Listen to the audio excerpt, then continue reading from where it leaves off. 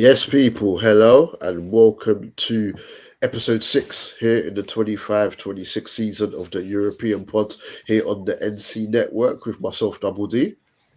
As usual, my brother Coach Kojo is with me. Yo. And we have another guest with us as well, a man that regularly outside the podcast I'm always talking about with football, especially European football with him. So as his time today has aligned with us, people welcome Josh to the podcast for the first time. Gentlemen, pleasure having me. You get me? Big up, big up, big up. So right, everybody good? Like in terms of life in general? Yeah, man. Okay. Yeah, can't complain. Yourself? Well, we won a game yesterday evening, so uh, I've not been able Oh, to. we ain't spoken about Sunday. That's jokes. I've, How you I've not doing, been man? able to. Hey, but you're cutting, coach. You're cutting, bro. I You can't. hear me clear I as can't you hear me even. clear as day, man. You hear clear as day, I man. can't even hear you. Josh, can you hear coach? I Yeah, I can't can hear. even.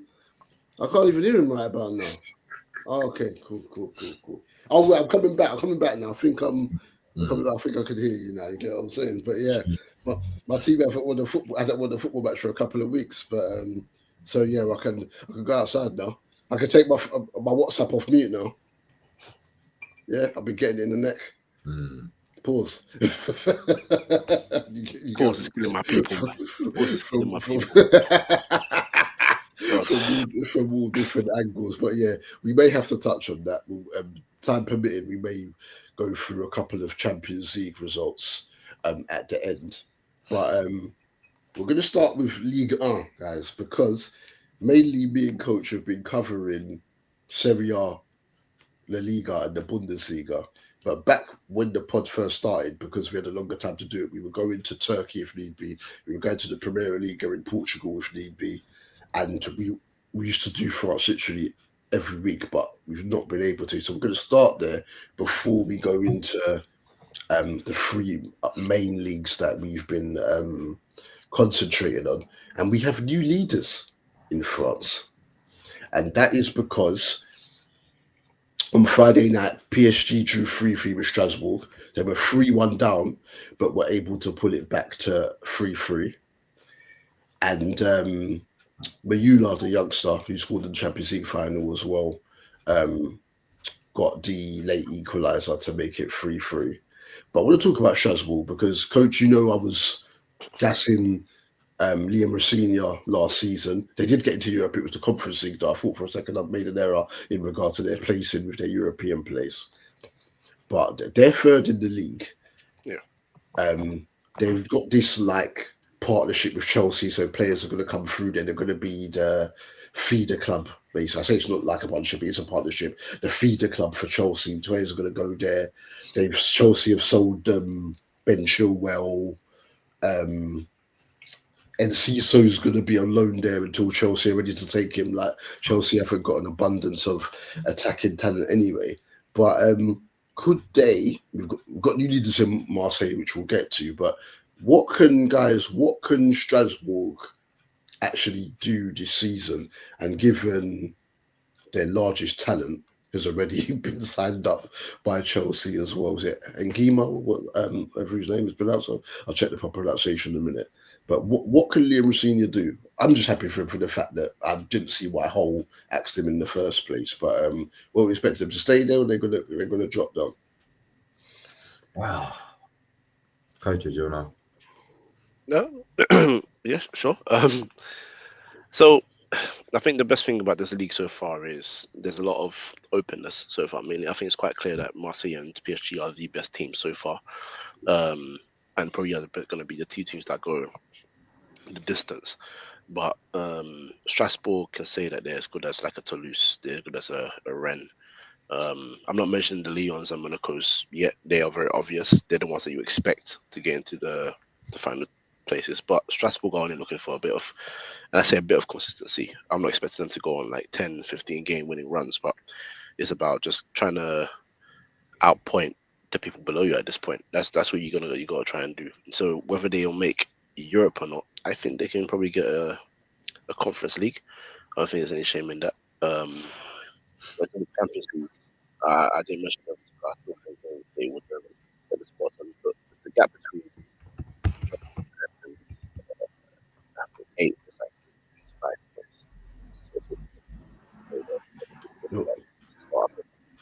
the most encouraging and looking at both this scoring, but they are still conceding big goals, 10 goals to those games. So but I mentioned your Ren and so on because they've conceded more goals. So again, it's more about outpointing, keeping your base, and just trying to get the best result you can possible. And going to PSG and getting a 3-3 draw there, being 3-1 up. Being 3-1 up and conceding the point, losing the 2 points, I should say, rather, would seem like it's bad. But considering the strength that PSG have, what they've accomplished in the last year, there's no shame in it. So they can take encouragement for that. But you know how I am, bro. It's about what you do in the next game that matters after that. So let's see what they do in their next fixture. Cool. Because they're in Conference League now.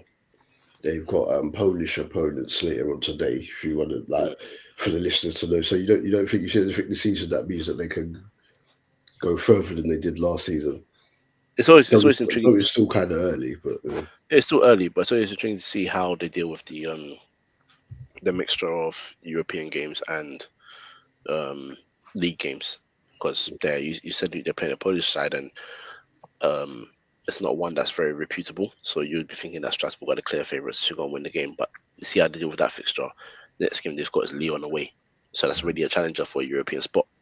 So just have to see how they do.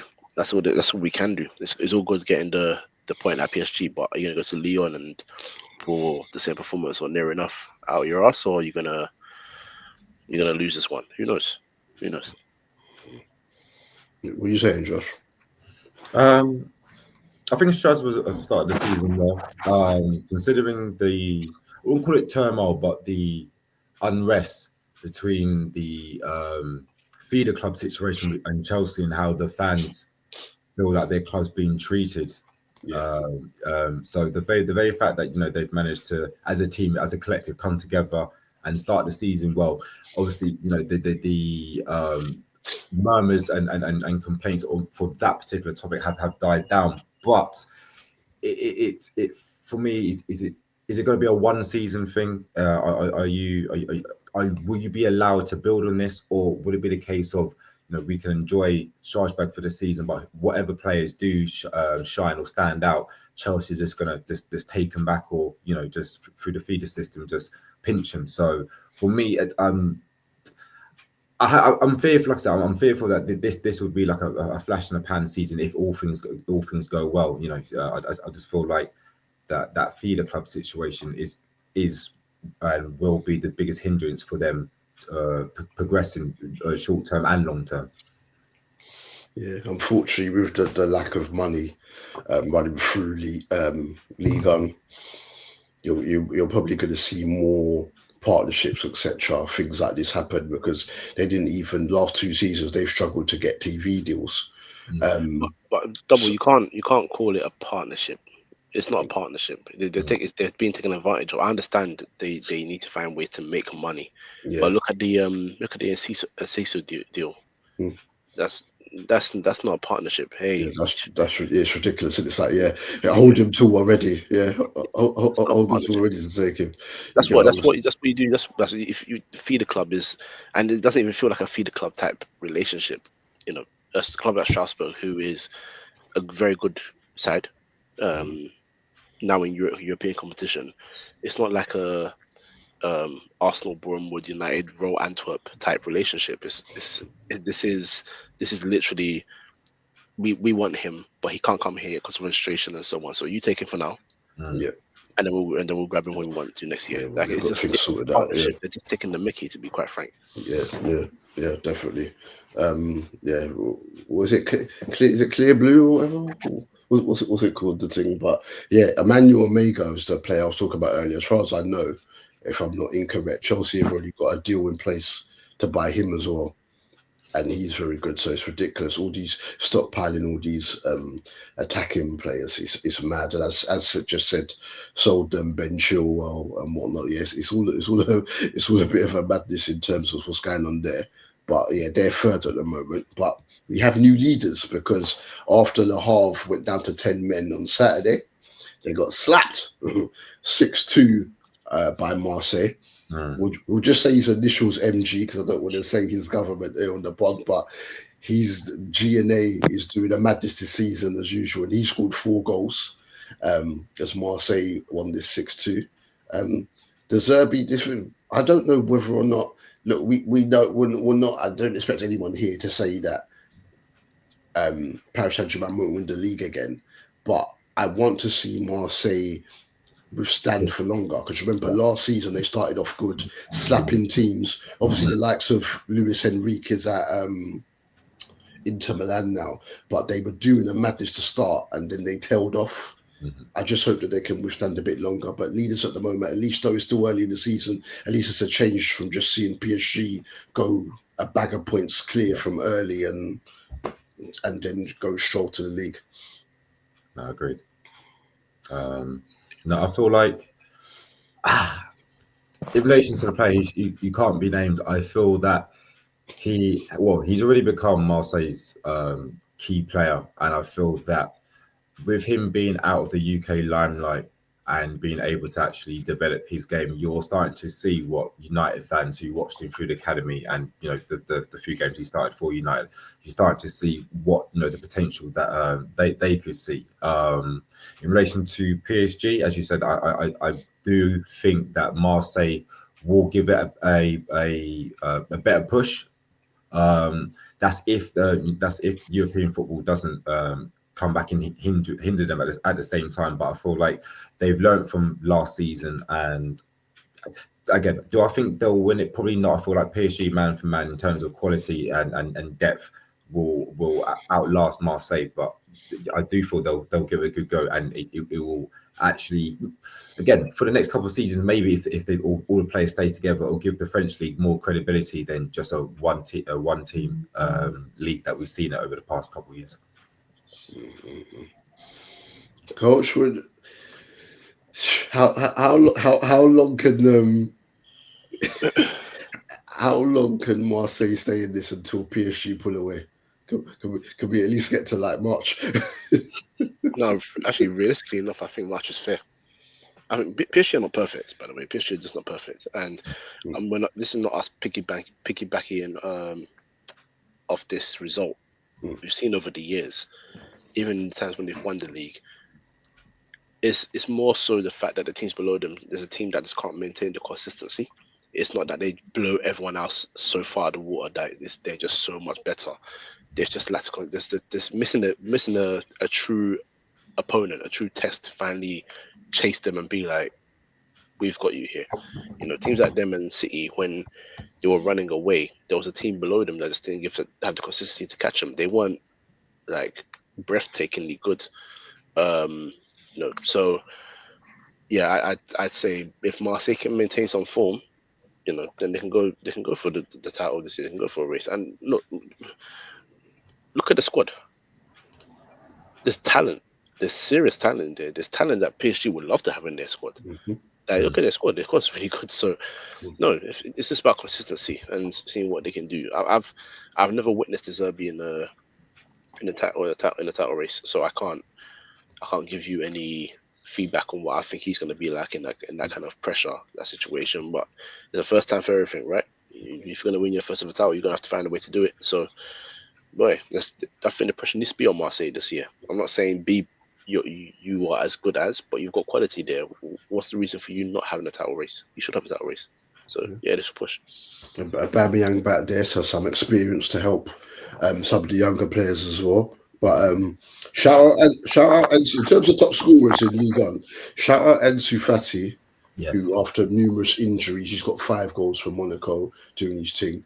You would have thought MG would be top scorer after scoring 4 in the game, but the actual top scorer is Joaquin Panicelli, who scored a brace for Strasbourg against PSG. Now, you lot might be able to enlighten me. I don't know whether he was a FM Wonder Kid or anything like that, but I do nothing about the guy, but he's doing bits. And 23 can't say he rang a bell in terms of the Wonder Kids. Not a clue. I'll be honest, not a clue. So again, they paid 16 million euros for him, if I'm not mistaken, right? To get him from Alaves. He was on loan last season at Mirandes. So again, if it isn't a case of them getting Champions League, with them, as I'm saying, with the money that the league will need, you can see a bigger name, even though it might just be after 1 year there, coming in and snapping him up. But it's good to see an actual number 9 getting goals with. You've got numerous teams playing false nines, etc., and mixing it around. Sometimes even an attacking midfielder in the 9 position. You know what I'm saying? But we'll see how it goes. We'll see how it goes. So right, we're going to the Bundesliga, guys, and though I was trying to use my telekinetic powers last Saturday for Fulham to beat Arsenal, but it didn't happen. I had the Klassiker on as well, and every year me and Coach do this. Well, Coach hates Dortmund, but we just want to see a race and someone push Bayern to the end. We've obviously had the Leverkusen title win, but outside of that, it's all Bayern every season. And every time, me personally, not Coach, is thinking that Dortmund can maybe get a result. Bayern winning all their games, I'm thinking, okay, they could maybe drop points. Same old story. They finished Bayern 2, Dortmund 1 in the Klassiker. Bayern started the better of the teams. Harry Kane scored a header for 1-0. Both teams came forwards, had like chances and more half chances. Then in the second half, when the game was dying down, Joe Bellingham had come on as a substitute. The ball gets played across, and I don't know why he didn't just try to take a touch or just maybe even hoof it straight away. But after the ball's come to him, he tried to control it before, I would assume, smashing it out. And Michael Elise has come in, tackled him, and it's gone in for 2-0. And it's gone in for 2-0. Dortmund pulled the goal back, but done again. And it's like, could we live in I'm just pointing out, some might think, well, obviously, but could we live in a world where Bayern Munich could actually win all 38 league games? Sorry, 34, because it's only 18 teams in the Bundesliga. I never thought, Josh, I'd have to come to this day to ask that, but I'm just trying to come and ask something different. So, so go through, brother. Do it. I don't think so, but I think they can give it a good go. The way Kane and Elise have just been tearing up the league for the past 18 months or so as a partnership. Now you've got Luis Diaz contributing to that as well. I feel like with Bayern, if you've watched Bayern over the past 2 seasons, I feel like the sort of old school behemoth fear factor that they used to have is slowly starting to come back. I feel like the first season under Company, it didn't feel like I was watching Bayern. It felt like I was Bayern Munich, but you weren't. So the defense was a little bit shaky. Company was, unsure with his tactics. There was a lot of swapping and changing. But like I said, I feel like over the past 18 months or so, his methodology, his tactics are really starting to come to the forefront, and the fruits of his labor and the team's labor are starting to come through. So yeah, again, like I said, I don't think the league is that poor that they'll allow Bayern to finish the season or win every single game. But like I said, I feel like maybe this season they could give it a good go, and I wouldn't be surprised if they did achieve it. That's what I'm trying to say.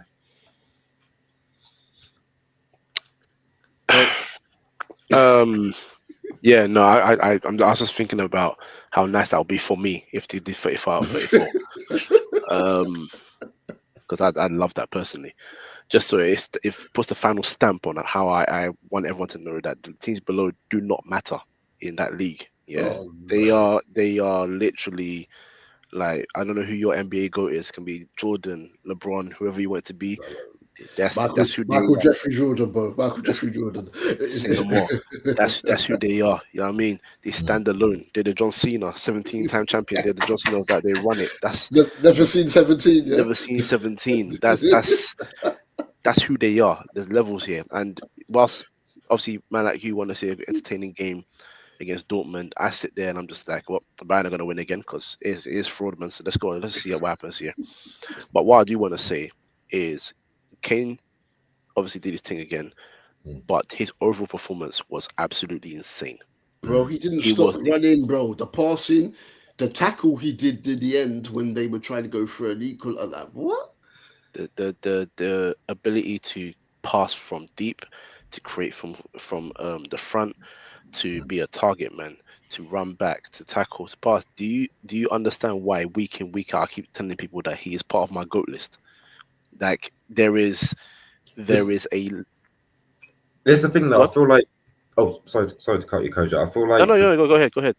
so adding to your point, I feel like with the Harry Kane, obviously I'm a Spurs fan, so you know there's going to be some strong bias. But as Double can confirm, that I'm a lover of football first. However, I feel like for Kane in his career, he'll have the Spurs plus the Bundesliga tax will always hinder him, because I don't know about you, I watch a lot of other football podcasts and man, I still it's a Bundesliga, da, da, da, da. So it doesn't matter if it's a Wirtz coming from the Bundesliga to here or Kane going to Premier and Bundesliga and slapping up. The quote unquote credibility of that league to a lot of English-based fans will always have a slight negative connotation. So, like I said, I feel like he really needs to pretty much like win a Champions League and like really put his stamp, maybe beat Lewandowski's one of his major records to finally get that credibility that he deserves. You know what? For me, I just hate it when footballers are appreciated way too late. Like that's just what annoys me, because he's gonna retire one day, and they're gonna be like, there's gonna be a compilation of all his goals and the different type of goals he scores, the type of chances he created, the fact that he could score from set pieces. He hasn't done it a lot, but he's got in his locker. His match winning goals in big games. Like there is so much evidence there of a world class footballer that just you shouldn't talk about. Oh yeah, but Spurs and but he played in the Bundesliga. It doesn't matter where he played. It matters about what he did. What is his legacy? And he is the top goal scorer of all time for his country. He's not even near finished yet. He's a top goal scorer for a top team in England. He's smashing goal scoring records in Germany already. And he's got a very, very, very good record in the Champions League. And whether people like to hear it or not all the greats have a Champions League medal on their table. The guy, one of the people we know, I'm not putting them on the same level. So before anyone's listening, go, oh, he's going crazy. I'm not going crazy. R9 is without a doubt the greatest. But he hasn't got a Champions League. But that doesn't bother me. I don't care. I admire him for what he was and what he did. I can't be mad at him for what he couldn't achieve, because these things are not won as an individual. You have to win them as a team. And when Spurs didn't win it, it wasn't because Kane didn't score. Maybe you can argue because maybe Spurs didn't defend as well, or whatever you want to call it as. So, you know, it's truly baffling. It's truly baffling. But this is what's going to happen with footballers. All the greats of now that are slowly going away, and you're now in this era of pure systematic football. No more footballers that can play in any system and play any brand of football like your Kanes.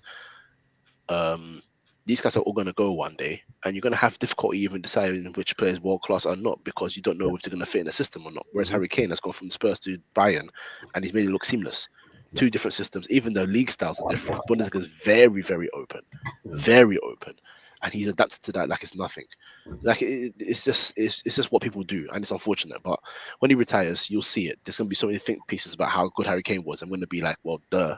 Like I said, I feel like his reputation in England compared to our European counterparts is vastly different. That's why I always prefer our European counterparts, because they're not tribalistic in Prem only.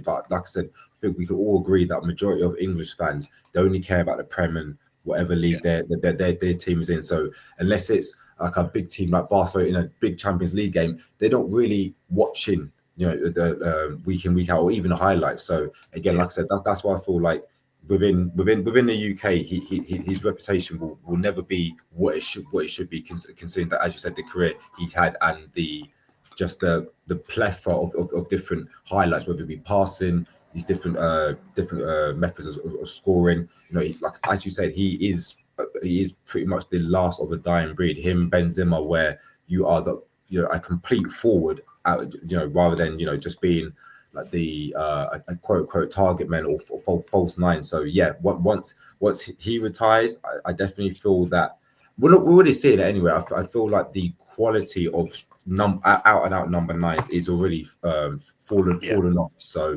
yeah, once he retires, unless the game heals itself over the next couple of years, it's going to be painful for those people who really love the number nines of the game. So I agree. Yeah, good goal by him. It's a good discussion. It's going to be an ongoing one, until the man retires, as you said, and then we'll see the light. The people. But all I'm saying is that if Bayern do get a Champions League, some of these content creators are going to be cooked. Like, a lot of them have had their material minimized anyway, because at one stage it was. The start of last season, Liverpool were finished without Jurgen Klopp. Liverpool won the league. A couple of years ago, it was Pep Guardiola isn't the guy we think he is unless he wins the Champions League with Manchester City. He does that en route to winning the treble and whatnot. A lot of these pieces that come up with them, we think pieces or things that people try to create. Messi, another one, before the 2022 World Cup. He can't be included in the same vein as Maradona. He's not the GOAT unless he wins the World Cup and he won it. So a lot of these theories, you get what I'm saying, hypotheses, all these things have been getting cooked. So if Kane gets a Champions League, it's not even that. I'm still seeing a lot of people not accept that company quote unquote failed upwards. And it keeps rubbing me the wrong way, because Lampard failed upwards, Gerrard failed upwards, Ole Gunnar Solskjaer failed upwards, but they were praised for doing their thing. But because company with an underfunded Burnley squad got relegated and then landed the Bayern Munich squad. Yes, the first season he was dealing with the invincible Bayern Leverkusen, but we all saw what happened last season. So he proved that he can win things, but it's still like that tarnish on his name. It seems like a lot of people are not willing to let that go yet. I don't know about you guys. I mean, when he first got the move, I was baffled by it. Not so much so that I think he was a bad manager. I just thought, similar to unfortunately, you have been relegated with Burnley, unfortunately. So I wouldn't expect a club of that magnitude to be like, he's the guy. But obviously, they've identified something in him. So it's for us now to just sit and watch and see what happens. That's the best we can do. I didn't want to judge him heavily, because I thought, like you said, that Burnley team, similar to like Luton, they shouldn't have even been in that league at that time. I think they well overachieved. They weren't good enough, and that showed over the course of the season. But if you're gonna get a big move like that, unfortunately, the pressure's on to do something. And unfortunately, he faced that Leverkusen side. But since then, there's been no problem. So I'm cool. I'm happy that he's doing this. He signed a new contract now, so it's well deserved. He's well deserved. And I think more to the point, I think that first season where they had struggles, I think a lot of the players that were there are just not there anymore. And you can see that he's kind of got his own guys in there now. At least I think it's a big one, just to play his brand of football. It's not about pacey football; it's about more control, technical football, and that's showing more than ever now at Bayern. So he's doing well, man. He's doing well. One of the reasons Raphael Honigstein did point out that we all knew it wasn't any secret that company was not the first choice. But one thing that the Bayern board wanted was that if they were going to hire a manager that wasn't actually, that his nationality wasn't German, that they knew German. And having played at Hamburg before going to Manchester City, company knew German, and that helps a lot in terms of his negotiations as well. And they were looking at the philosophy in terms of they thought that though whatever happened with Burnley, his philosophy with better players will be able to work. And there were doubts because obviously what Leverkusen, but if Leverkusen, not if, but Leverkusen were undefeated, so you're not going to topple undefeated team, whatever. And they've come back, done their thing, and we'll see. But no, I'm happy for company in that sense. But it's just as you're saying, Coach, the talent that they've got. They had a 17-year-old score for them in the Champions League, right? So they're bringing through as well. Diaz doing his thing. Diaz doing his thing. We all know what Kane's going to do. Elise, there's Gnabry, who isn't even always starting. And this is all having let go of the likes of Kingsley Coman. Paulina's gone to Sane's gone to Galatasaray. Paulina gone to Tottenham. I think that's a loan first, with his obligation to buy or whatever. Josh could probably clear that up for me. And there's so many pieces, and they don't look like stopping. You get what I'm saying? And Gladbach, Coach, we spoke about Gladbach last week. They're now bottom after losing 3-1 on Friday night to Union Berlin, and their next game is Bayern. And this is why I want to say, we said, Gladbach in trouble. They're definitely in trouble now. Just got pumped by Union. I thought they were able to get to points. It could be peak. This is a team Gladbach that the likes of Hoffman was there a few years ago. Alassane Player has left them, etc. They had Marcus Thuram doing incredible work for Inter Milan at the moment up top with Lautaro Martinez. This was a team that were playing against Inter Europe on the cusp, and now it's looking kind of peak for them, man. It's looking kind of peak for Gladbach, guys. So what is it? They've got 3 points, and none of that's not come from a win. It's 3 draws. Yeah, I can't lie to you. They're just very lucky that there's other teams that are just maybe slightly less worse. So if they get together, because what's funny, we'll look at them and say, you know, this is poor as a poor start, what's something that you're doing, what's going on with the players. But 2 or 3 wins later, they suddenly climb up the table and everyone goes hush. So obviously, you know, I'm going to say about Bayern, so there's no point even going into that conversation. But after that, let's see if they can build up some momentum. If I'm them, I wouldn't judge anything on Bayern. That said, some teams need to face a big team and be the severe underdog to get a little bit of a kick. So with no pressure down in that situation where Bayern are overwhelming favourites, maybe, just maybe, I'm not saying it personally, you know how I feel, but maybe, just maybe, they pull a result out of nowhere. And we're here next week saying, bloody hell, they got a win out of nowhere. And suddenly the season starts. So, shall see. Yeah. Freiburg drew 2-2 with Eintracht Frankfurt, a brace for Bergkac. Stuttgart won 3-0 away at Wolfsburg. Angelo Stiller and Misseltat on the score sheet there. Right humdinger between Mainz and Leverkusen, finishing 4-3 to Leverkusen. Alex Grimaldo with a brace there. A late Terrier goal. Sleb got one back from Mainz, which almost which made the ending awkward for Leverkusen. For Leverkusen there, but we'll see. So, is it even worth giving a Gladbach Bayern prediction before we leave Bundesliga, or do we know what's going to happen? Bayern win. I'll play nice. I'm not going to say the scoreline. Bayern win. I'm going for Gladbach to get a draw. I'll say Bayern 3. Bayern to score 3 goals. Yeah, that's what I'm thinking. It's going to probably be like 3-1 or 4-1 to Bayern, man. It's looking peak for Gladbach. But anyway, right, let's go to Serie A. And if it wasn't for the title of the podcast, we would have gone to Serie A first. Napoli lost. Inter won, baby. You get me? Look, I told you last week, Torino beat Napoli 1-0.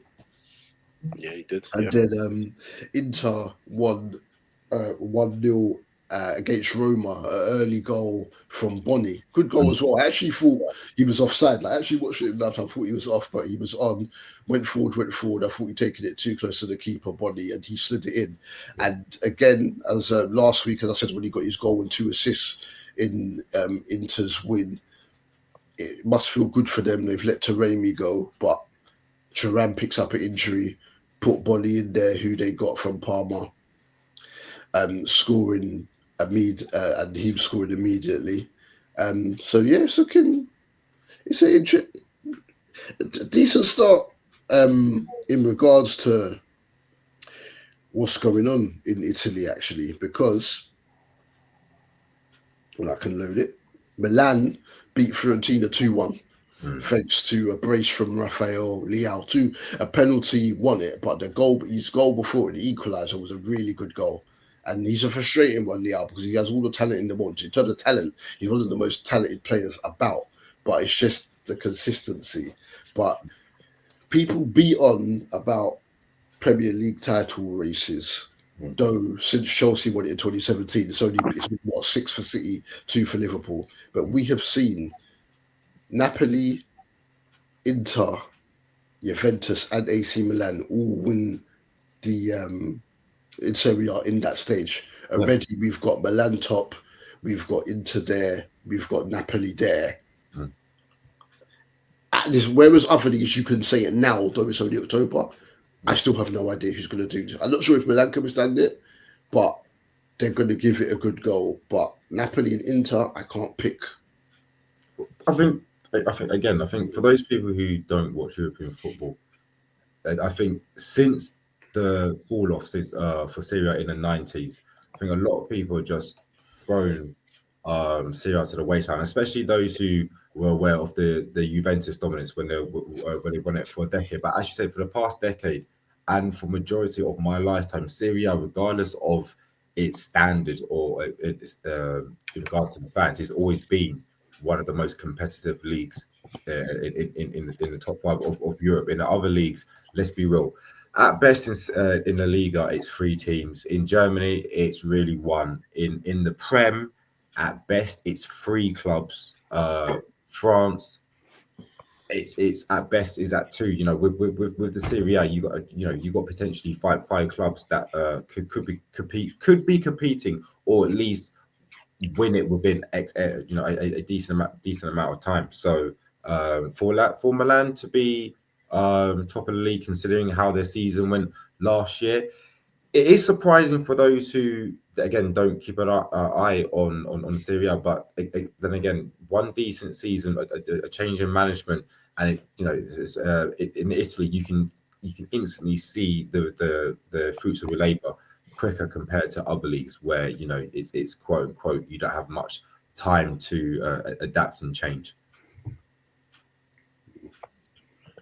To echo that,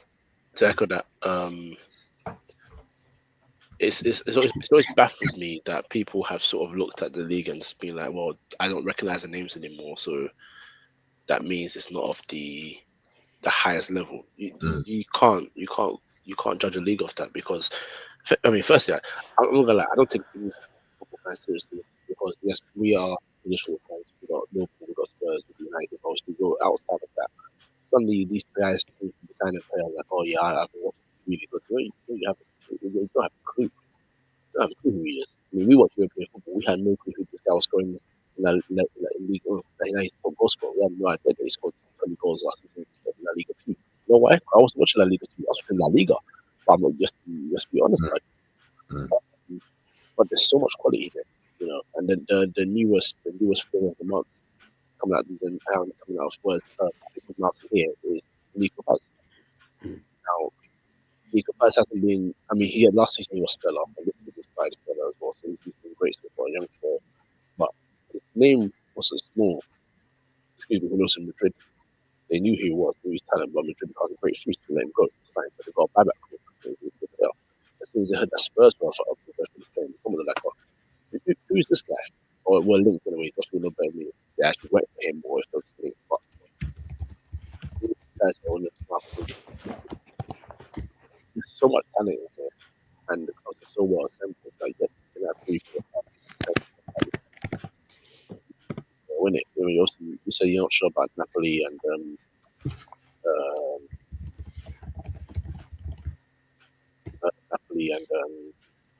Inter.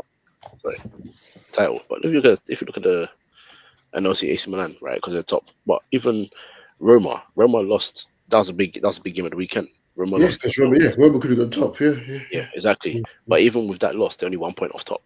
Yeah. So you don't. But this is the sort of exciting title race you're looking for. Whereas in this country, we're already calling it as Arsenal and City, because Liverpool lost 4 games in a row. So now it's it's just them two. You should be hoping that Liverpool can try and make it exciting by getting on a run and catching up to these guys, because they will drop points. You don't just call it off in October. But this is what the standard's been throughout the whole time here. Italy's so underrated. It's so underrated, and I'm happy that we appreciate it here, because there's really good teams here. I mean, you know who my favorite is. My favorite is Juventus. They haven't done well. If you're talking about what they used to do in Serie A and how they performed in recent years, they haven't done near as great as they used to do. But even them, as much as we mock them, they're only 4 points off top right now. They're 1 point out of a top 4 spot.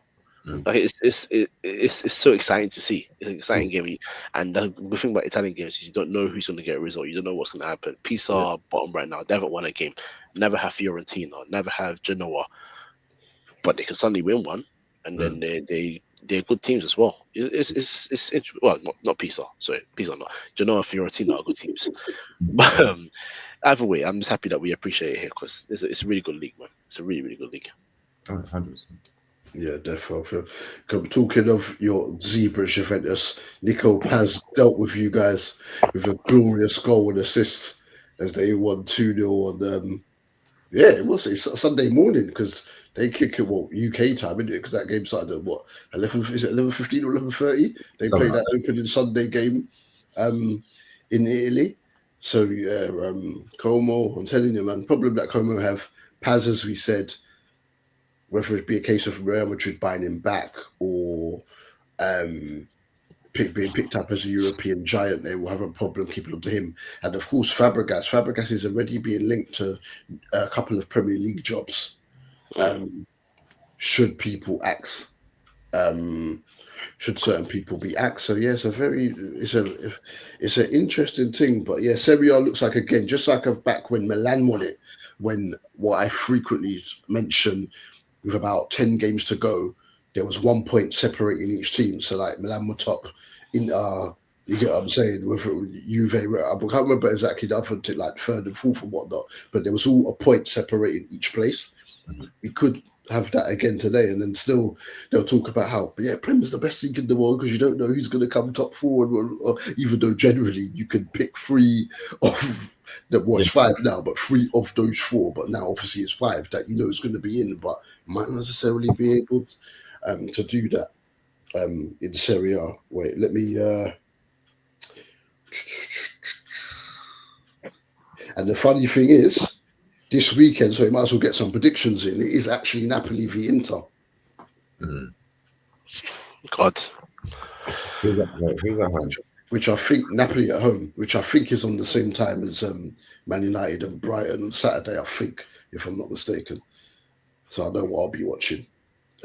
Who's going to win that though? I'm going to go draw because Napoli are at home. I feel I can see Napoli winning it. I can see Conte geeing up his players, against his old club. He won a league with Inter. I know he's got that arrogance in him. Again, as you said, they lost on the weekend, so they'll want to bounce back, and it'll be a great marker for them to get 3 points over a potential title challenger. So at home as well, I can see him again. Nothing too spectacular, but I think again get the 3 points and keep it moving type performance. I can't call this. It's a tough one, isn't it? It's a really tough one. I'll tell you what though, if Napoli defend how they have done last weekend and in Champions League, then they're in for a loss. You know what? I'm gonna go Inter 2-1. Come on. Jesus Christ, Napoli got beat 6-2, didn't they? Jesus. Right. Will Juventus return to winning ways at Lazio? At Lazio. Yeah. I mean, did any of you guys watch the Madrid game last night? Yes. Because I would say their second half performance was a lot more positive than the first half. I just don't. Again, I just feel like Tudor still still trying to work things out. I just don't. I see Juventus getting the points. What I'm trying to say, but I just don't think this is going to be Juventus season. They're going to be there or thereabouts, but they'll never really be pushing for a title challenge. In my There's opinion. something very unconvincing about them, innit? It's just like you just can't. It's hard to put your finger on it, but there's just something that's just not. And one of the scary things from a Spurs fan is that I'm seeing that Spurs are interested in Vlahovic, and I just feel like Vlahovic's time at Juventus pretty much sums up Juventus' like steady decline. It hasn't. It's just been ugly to watch, really. Yeah. In a comfortable setup, I think Vlahovic does wonders. Can score off either foot. They've brought in Jonathan David, but Vlahovic has been scoring freely, even whether he's come off the bench or not, since Jonathan David comes. So I think he should just know from the manager that he's the guy, like he did at Fiorentina before he went there. And then I think you'll just see the goals flow from Vlahovic, you know what I'm saying? But I do like their Turkish player. Keelan Yildiz is different gravy. He's different gravy. Yeah. Different gravy. I feel like he's definitely a shining light. That I feel like if Juventus can, in the next couple of years, build a team around him, I think they got a special talent. However, again, I'm seeing Arsenal looking at like 80 million for him. So, but again, I'm seeing that he wants to stay in Italy. So I don't know if he's got that. Again, most players in Italy are very reluctant to leave the Serie A. So maybe if that's the case for him, I think that works in Juventus' favour. Like I said, build a team around him. But yeah, I feel like that's a special talent there. I just don't want to see him go to waste while Juventus find their feet again.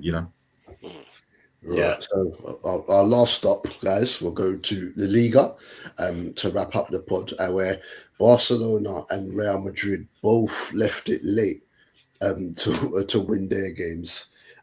Barca got a late winner from Arajo.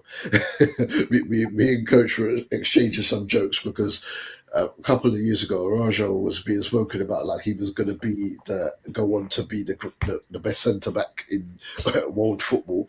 But he did the job at the other end here, getting a late winner for them because they were having some problems with Girona. There was some problems in this game. Yeah, especially that first half. I mean, Girona could have been 3-4 up if they actually took their chances. Once again, it's Barca being their own destructive selves with that high line. Yes, when you're playing the way when you're playing the flick ball and everything's going in your favor, it's fantastic. Just constant attack. But it's becoming it's very much like Ange and his high line. It's like it's a blatant weakness, and it's just one clear one hoof ball over the top. All you need is a couple runners, and you're wide open. Again, better quality of attackers. That game could have been finished by halftime. A fantastic goal taken by Witzel as well. Winding back. The overhead, the overhead kick, the overhead kick. But again, I remember we spoke about it last year, and I said like all Barcelona need is a couple more better defenders. I still think that's the case, but I do feel like, again, very much like Ange, I feel like Flick just needs to just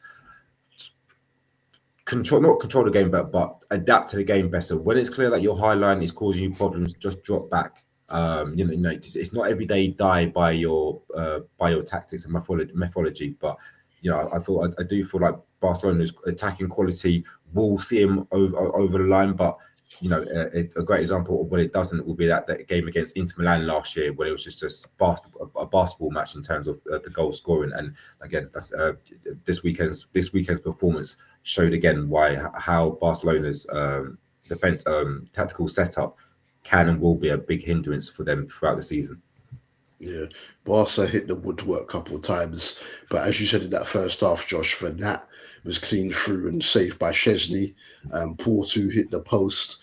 So yeah, Girona, I don't know if you say unlucky or wasteful, the best thing to describe their performance. Now, Coach, this is something me and Josh were exchanging messages on a joke during the game. Getafe looked like they were going to hold out against Real. Neon, who used to play for West Brom, if I'm not mistaken, comes on, pulls a man down within a minute and gets sent off. Yeah, come like that Grandpa Simpson meme. And then they had another man sent. Then Mbappe, it was a good finish by Mbappe. Keeper got a hand to it, but went in off the upright. And then Getafe had another man sent off, which didn't impart any chances of them winning the game. But Madrid, they've bounced back well after getting slapped with a couple of wins after getting slapped in the derby a few weeks ago. Why do you say slap like that, man? Huh? Why do you say slap like that?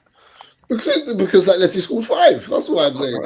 Man, you sound a bit too happy about that. Why, man?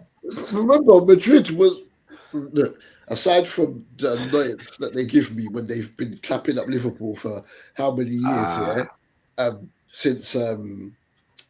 since we came back into the show. Yeah, so basically, before we beat them last season 2-0, the last time we beat them in Europe was back in 2009 when we slapped them 4-0 when we knocked them out, bruv. So, though it's my Spanish team, they've been annoying me. But remember, I had my Papa Alonso, I apologise, and they went and lost 5-2, so there's got to be continuity, bro. No, I just want to ask, because I knew there was a Liverpool factor towards that, you know what I mean? But, sorry, quickly. Speaking of Liverpool, how was Sunday, bro? How was your weekend? I'd say double. Huh? I said on Sunday. How was your Sunday, man? Unless you're talking about the Madrid game, I can't even hear you right about now, bro. No. Anfield. What happened at Anfield, man? No? I asked a question about Real Madrid, so I don't even. Oh, okay. You're breaking up again. Your sound's been a bit off during the whole pod, but now I really can't hear you. I can see your lips moving and that, but I can't hear it.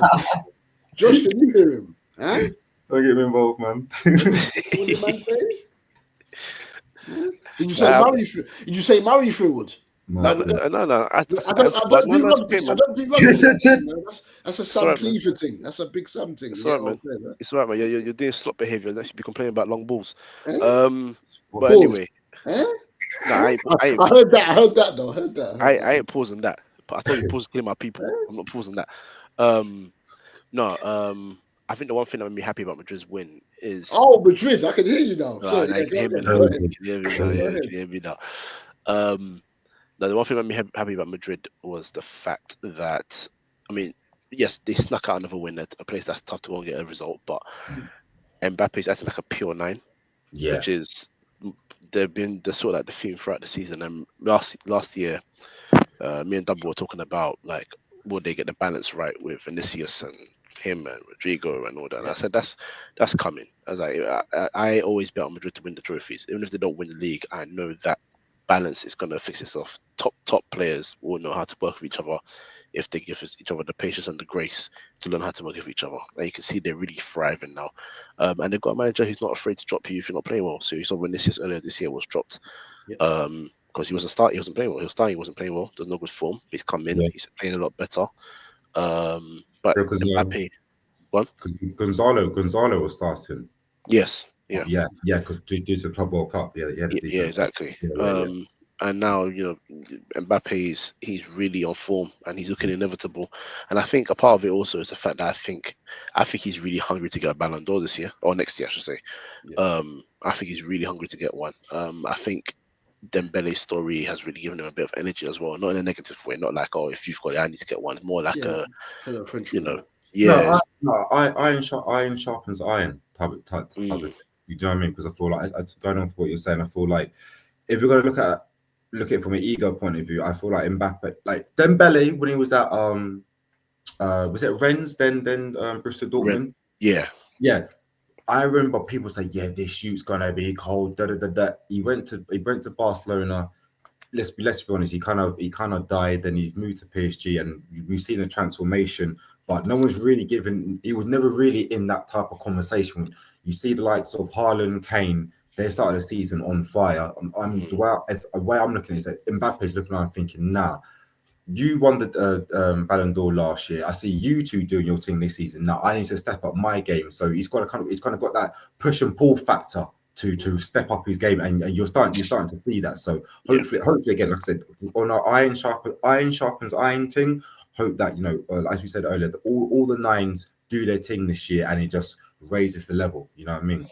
Perfectly said, man. Perfectly said. Yeah. And him coming from obviously Dembele going to PSG and that being the club that Mbappe departed as well. You've seen them doing it up with what they brought you to do. So yeah, but I don't. If Mbappe doesn't get injured, I think he's getting 60 in all competitions. If he doesn't have like a lengthy injury, I think he's going to get 60 in all competitions.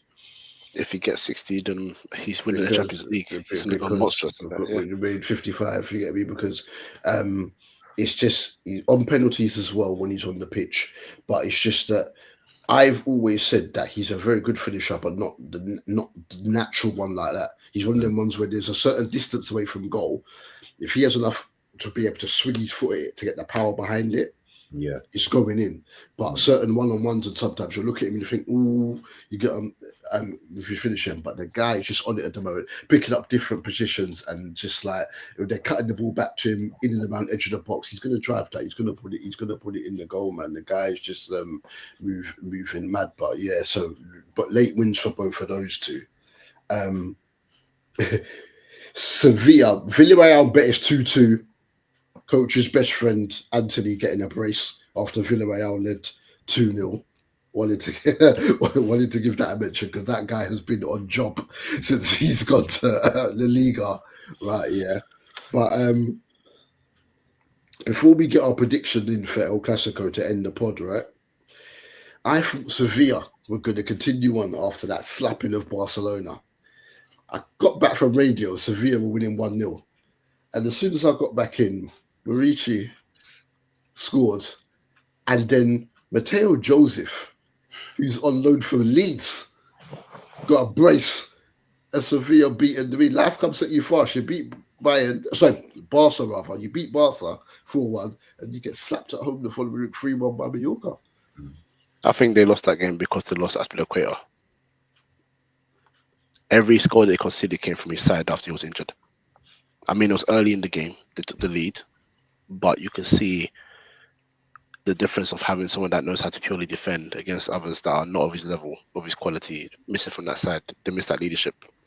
That was as clear as day for me from the rest of the game, and it is surprising to me that it took that long for them to concede. But since they conceded, all the walls came crumbling down, and that was be one end all. And I think I think that he's too big of an influence, which is a good thing. He's a leader, you know. But yeah, I think they lost him, and everything just came crumbling down defensively. And like I said, I think it's surprising that it took that long for them to concede the first one. But once conceded the first, there was no looking back. It was bang, job done. So yeah, I'm not surprised by that loss. Aspilicueta he's a juggernaut of a centre back, such a right back, such a left back. He can do it all. So there was a stage for at least 18 months. I thought he was the best defender in the Premier League back at Chelsea for the fact they would use him anywhere across the back. He was the best all-round defender in the Premier League. You get what I'm saying? And remember back when they bought him, I think it's from Marseille, Chelsea, he went for peanuts, and he outstanding legend. You get me before them, but yeah, they came off. But yeah, shout out Mallorca because they won't always get a mention on it. So right to end the pod, then guys, what is the score going to be in El Clásico? Who's at home? Real Madrid, if I'm not mistaken. Wait, let me double check. Let's make sure, because if Barca are at home, man. I see. Madrid, yeah, it's Madrid. Yeah, 3:15 Sunday. Yeah, Real Madrid at home. Okay. I'm saying both teams to score 2 goals. Barcelona still to win, so maybe a 3-2, 4-2 Barca. I think Madrid win 2-1. I'm going to go for a Desmond. I'm going 2-2. But their games last season, whether it be Super Cup, whatever, what game? Crazy. Bookings, corners, goals, just proper entertainment. But I've not seen the bid. And El Clasico has generally been very good. They had a stage like maybe an 18-month to two season period where you had like some 0-0s and whatnot, and there was a 3-0 win for Real Madrid, was it? When Modric and that scored, and I'm sure there was you get me, but it wasn't all that. But outside of that, you've had some really good games. I feel like El Clasico, as you said, El Clasico for a couple of years after Ronaldo and Messi left, we had that void, because again, I think we all had that wonderful decade of El Clasico, Messi versus Ronaldo. I think over the last couple of years, especially last season, the way, again, I like how the media panned it, but Mbappe versus Yamal, again, both players did their thing for both players did their thing. Both players got GA galore, and so I'm looking at thinking, right, now are we starting to get the next generation of hype around El Clasico? You got Arda Güler coming through, obviously Jude, Vinny, Barcelona. You got Rafinha. Obviously, Lewandowski is still there, but he's coming to the twilight of his career. But you still got names there, but it wasn't as star-studded as it once was. But hopefully, again, over the next couple of seasons, we start to see that the star-studdedness that we grew up and watched. Yeah, I think the best thing to happen to this fixture is the fact that Ronaldo and Messi are not part of it anymore, because that's the way it was to other people and people around the world. Is between them two. This is a game that's had heritage upon heritage. So yeah, now those two are gone. The fire's back. There's quality on both sides. Great games, man. Yeah, there you go. Excellent. So thank you very much, guys. So we'll end it there for this week, people. With the European pod, thank you very much for listening. Dubul Dee, I am out. Peace. I'm out. Peace. Wicked. Peace. Blast on.